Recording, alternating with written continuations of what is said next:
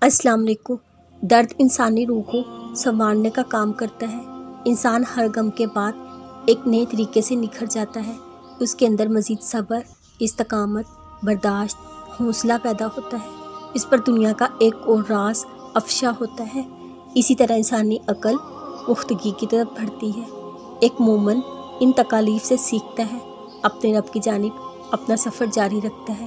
اسے اس دنیا کی کوئی پرواہ نہیں ہوتی۔ وہ کھجور کے ایک درخت کی طرح ہوتا ہے جس کی شاخیں آسمان اور بلندی کی طرف بڑھتی جاتی ہیں۔ اسی طرح ایک مومن کی نظر اس کے خدا کی جانب ہوتی ہے، جس کے باعث وہ اپنی زندگی سے بہت مطمئن رہتا ہے۔ پھر اسے باقی چیزوں سے فرق نہیں پڑتا۔ دعائیں کرتے رہا کرو، کیا پتہ کب کہاں کون سی نیکی کام آ جائے اور کون تمہاری زندگی میں بدل دے۔ کیا ہوا؟ گناہ بہت بڑھ گئے؟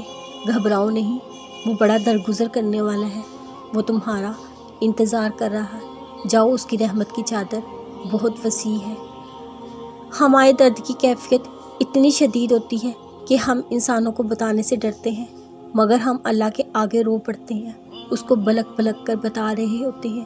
انسان دل دکھاتے ہیں، مان توڑتے ہیں۔ ٹوٹے دل کی صدا جب عرش پر جاتی ہے، عرش والا اپنے حساد میں لیتا ہے، اپنے بندے کا درد چن لیتا ہے۔ جس طرح اس نے حضرت موسیٰ علیہ السلام کے لیے دریا میں راستہ بنایا تھا، تو تمہارا بھی وہی رب ہے۔ وہ تمہارے لیے راستہ بنانے والا ہے اور بنائے گا انشاءاللہ۔ یقین ہو اگر تو اللہ مچھلی کے پیٹ میں بھی امید کا نظریہ رکھتا ہے۔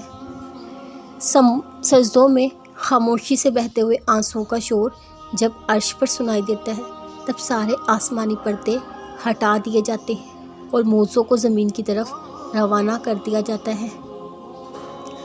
اللہ خود ہی سن لیتا ہے خاموش دل کی صدائیں۔ اس کے سامنے الفاظ کو جوڑنا نہیں پڑتا۔